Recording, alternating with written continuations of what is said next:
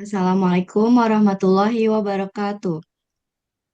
Kami dari kelompok 5 eh, Kimia Fisika Teori akan mempresentasikan mengenai hal yang sudah kami diskusikan yaitu tentang diagram fasa satu komponen. Sebelumnya perkenalkan nama saya Sofina Diah Puspita.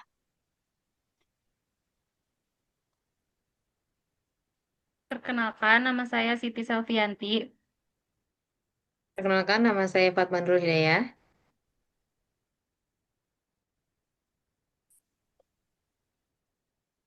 Perkenalkan, nama saya Nela Cantika Aurelia. Perkenalkan, nama Perkenalkan, saya Vina nama saya Mutiara Faisal Sari. Muhammad.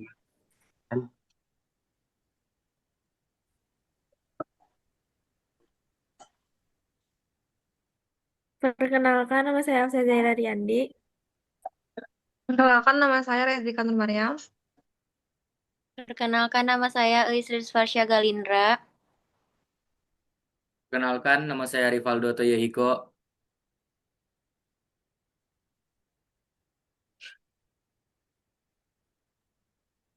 Yang pertama yaitu mengenai pengertian umum.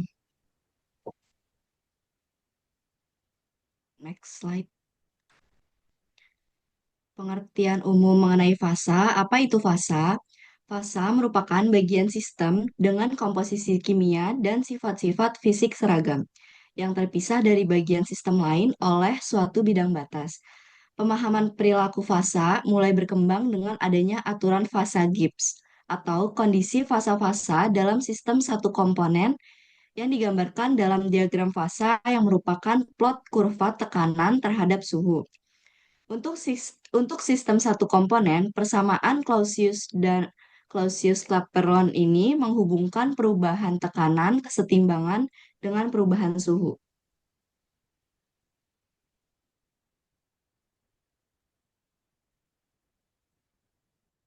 Pengertian diagram fasa secara umum merupakan representasi grafis yang menunjukkan hubungan antara fasa-fasa yang berbeda dari suatu zat atau campuran zat dalam berbagai kondisi tekanan dan suhu.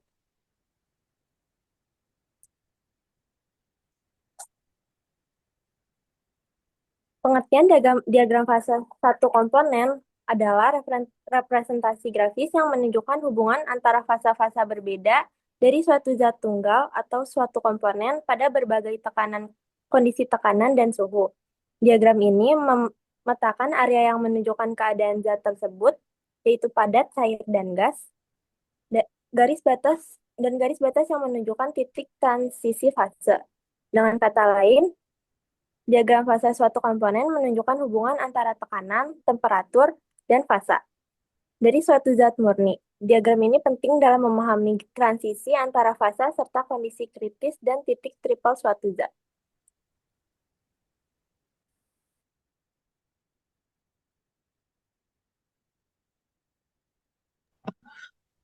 Ciri khas diagram fasa satu komponen itu ada tiga. Yang pertama, dia memiliki titik triple. Titik triple adalah titik di mana ketiga fasa dapat eksis bersamaan dalam kesetimbangan.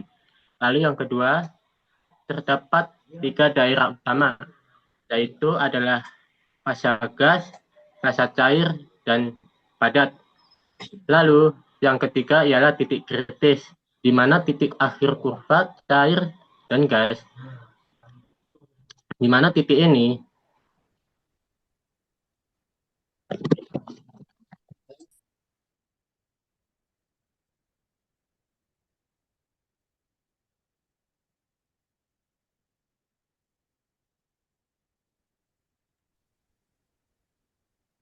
Selanjutnya ada kegunaan diagram fasa.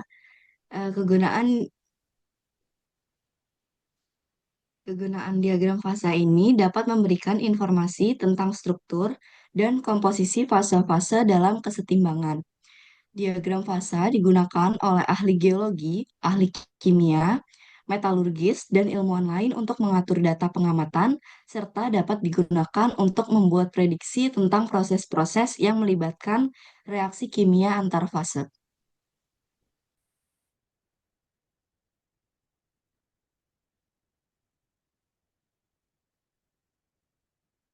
Selanjutnya, ini adalah contoh umum diagram fasa satu komponen.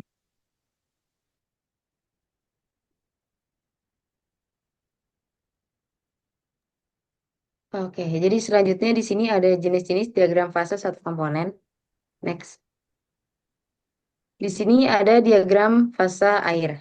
Jadi diagram fase ini umumnya menggunakan parameter tekanan untuk sumbu Y dan juga parameter temperatur untuk sumbu X.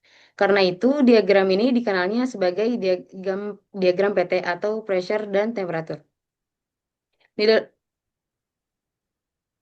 belum. Di dalam diagram ini ada 3 buah garis yang menjadi 3 batas fasa, yaitu ada padat, cair, dan juga gas.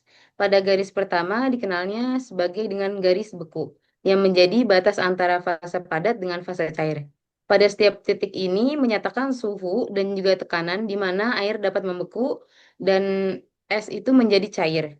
Contohnya pada 760 mmHg atau 1 atm, air ini membeku pada 0 derajat Celcius. Lalu garis kedua menjadi batas antara fase cair dengan gas yang disebut dengan garis didih. Setiap titik ini menyatakan suhu dan juga tekanan di mana air akan mendidih di titik yang bergantung pada tekanan gas di permukaan. Pada tekanan 1 atm atau 760 mmHg, air ini akan mendidih pada suhu 100 derajat Celcius. Sedangkan pada garis ketiga atau garis sublimasi ini menjadi batas antara fase padat dengan gas, di mana setiap titik ini akan menyatakan suhu dan juga tekanan, di mana zat padat serta uapnya dapat menyublim 3 garis yang membentuk diagram fase air, yang kemudian akan bertemu di sebuah titik yang dikenal sebagai triple point.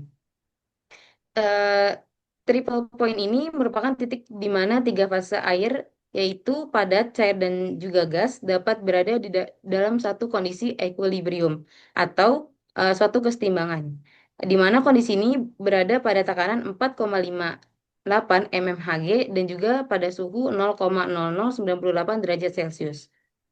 Next. Next.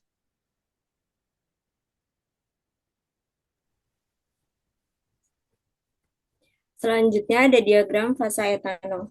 Next.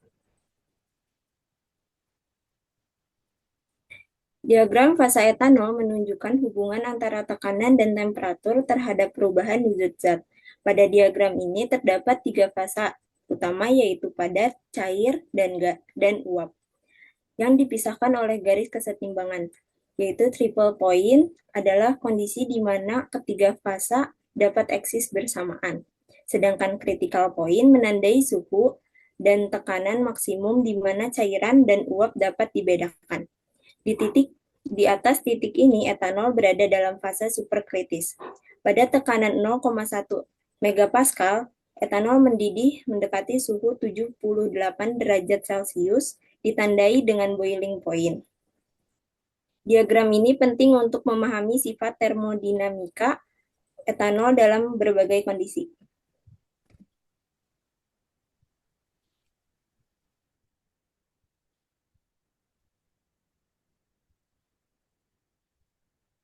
Lalu tentang diagram fasa karbon dioksida.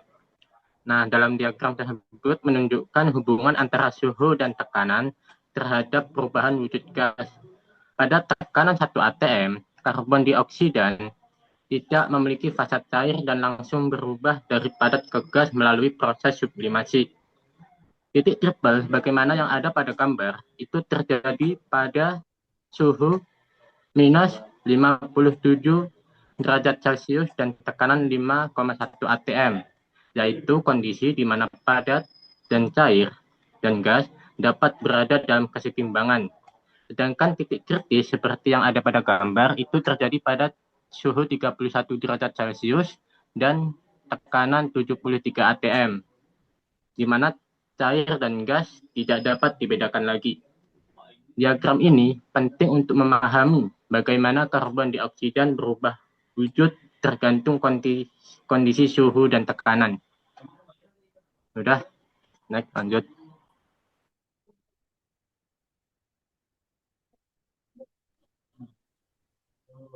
Lanjut, sudah. Selanjutnya ada diagram fasa helium. Diagram fasa helium di sini menunjukkan bagaimana fasa helium berubah bergantung pada suhu dan tekanan.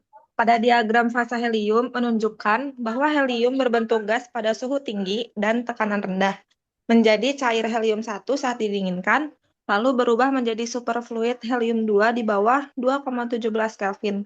Helium hanya bisa menjadi padat atau helium solid pada tekanan yang sangat tinggi. Titik lambda adalah transisi dari helium-1 ke helium-2, dan titik kritis memisahkan fasa cair dan gas. Nah, di sini helium-1 merupakan fase cair normal dari helium yang berperilaku seperti fluida pada umumnya dengan viskositas tertentu. Sedangkan helium-2 merupakan fase superfluida dari helium yang muncul pada suhu yang sangat rendah.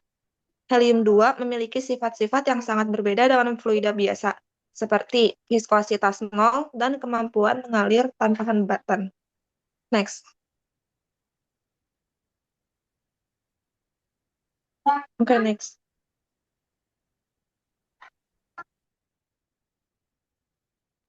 Oke, yang terakhir ini adalah diagram karbon. Diagram di sini dapat menunjukkan bahwa bentuk karbon seperti grafit, intan, atau karbon cair bisa saling bertransformasi tergantung pada kondisi tekanan dan temperaturnya.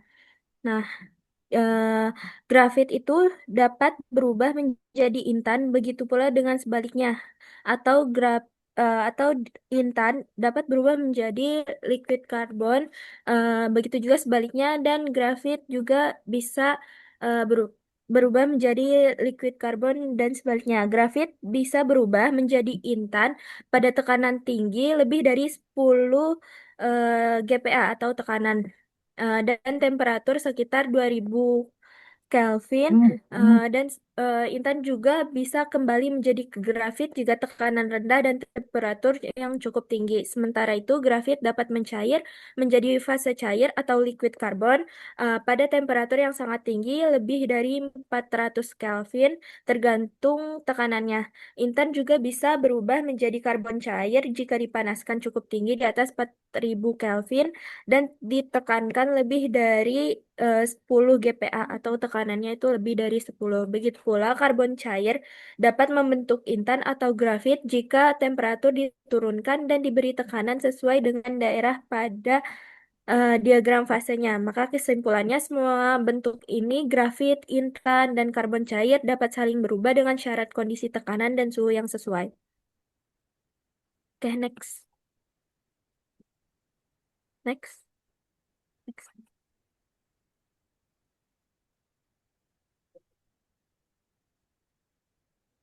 Selanjutnya persamaan Clausius-Calvin-Euler. Di sini terdapat tiga rumus persamaan, yaitu transisi padat cair, transisi gas padat, dan transisi cair ke gas. Pada transisi padat dan cair terdapat persamaan yaitu P ditambah delta fus H per T delta fus V dikali T kurang T bintang. Di sini P dan T yang tanpa bintang merupakan pasangan tekanan dan temperatur di mana fasa padat dan fasa cair berada dalam kesetimbangan. Sedangkan P dan T bintang merupakan titik referensi yang sudah diketahui yang biasanya berada dalam titik leleh normal. Sedangkan delta fus H atau entalpi fusi merupakan jumlah energi kalor yang dibutuhkan untuk mengubah satu mol zat padat menjadi cair pada temperatur dan tekanan konstan. Sedangkan delta fus V merupakan perubahan volume fusi yang merupakan perubahan volume ketika satu mol zat berubah dari padat menjadi cair. Pada persamaan kedua, yaitu pada cair gas dan gas padat.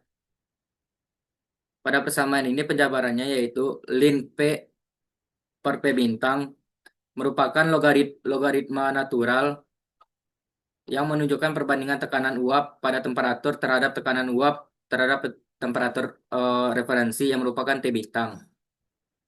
Sedangkan sub H atau entalpi sublimasi merupakan jumlah energi yang dibutuhkan untuk mengubah satu mol zat padat menjadi gas. Entalpi PAPH merupakan jumlah energi yang dibutuhkan untuk mengubah satu mol zat cair menjadi gas. R merupakan nilai konstanta gas ideal yang biasanya bernilai 8,314 Joule per mol K. Selanjutnya. Selanjutnya ada contoh soal dari persamaan Clausius-Clapeyron. Nah, soalnya itu tekanan uap di klorometana pada temperatur 24,1 derajat Celcius adalah 53,3 kilopascal dan entalpi penguapan adalah 28,7 kilojoule per mol. Hitung temperatur saat tekanan uapnya 30 kilopascal. Nah, di sana ada kata-kata entalpi penguapan. Berarti kita menggunakan rumus yang ketiga, yaitu transisi cair ke gas.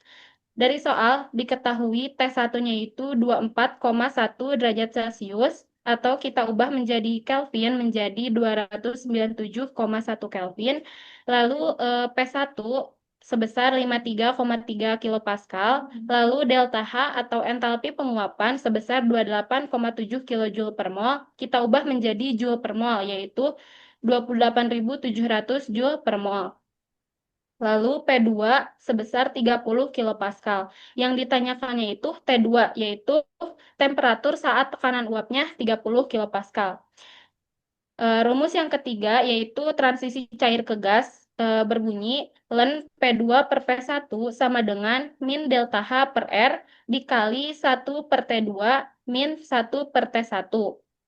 Kita substitusikan yang sudah kita ketahui. Ada P2 per P1 yaitu 30 kilopascal per 53,3 kilopascal.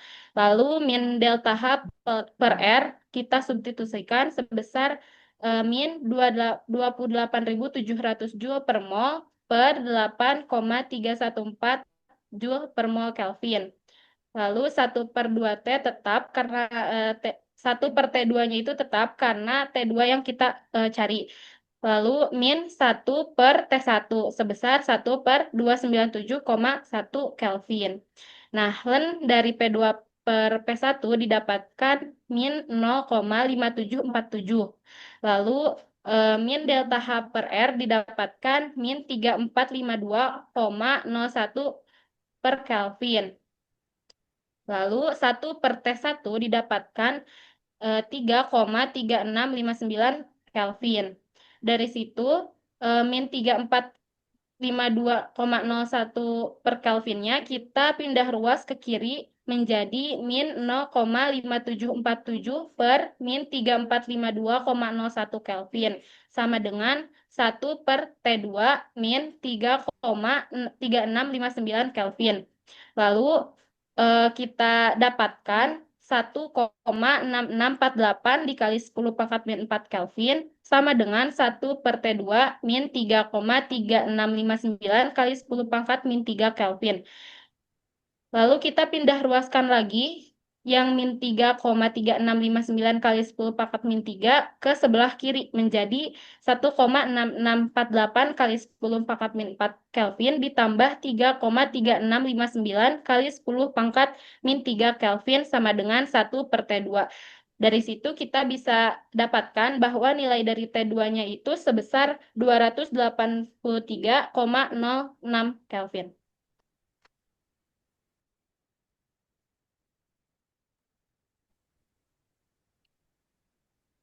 Selanjutnya, kesimpulannya, diagram fasa satu komponen adalah representasi grafis yang menunjukkan perubahan wujud suatu zat murni, padat, cair, dan gas, berdasarkan variasi suhu dan tekanan. Diagram ini memiliki 3 wilayah utama, yaitu padat, cair, dan gas dengan titik-titik penting seperti titik triple dan titik kritis. Berbagai zat seperti air, etanol, karbon dioksida, helium, dan karbon memiliki diagram fasa yang khas. Pertama, ada air memiliki 3 garis transisi dan titik triple yang khas. Yang kedua, ada etanol menunjukkan titik didih sekitar 78 derajat Celcius pada tekanan atmosfer. Yang ketiga ada karbon dioksida mengalami sublimasi pada tekanan 1 atm. Yang keempat ada helium menunjukkan fasa superfluida unik He2. Yang kelima ada karbon dapat berubah antara grafit, intan, dan karbon cair tergantung tekanan dan suhu. Pemahaman tentang kaidah fasa Gibbs sangat penting untuk mengetahui hubungan antara jumlah fasa, komponen, dan derajat kebebasan dalam suatu sistem. Sementara itu, persamaan Clausius-Clapeyron digunakan untuk menghitung perubahan tekanan atau suhu selama transisi fasa. Secara keseluruhan, diagram fasa membantu memprediksi dan memahami perilaku zat dalam berbagai kondisi, serta sangat berguna dalam bidang kimia, fisika, industri, dan teknologi material.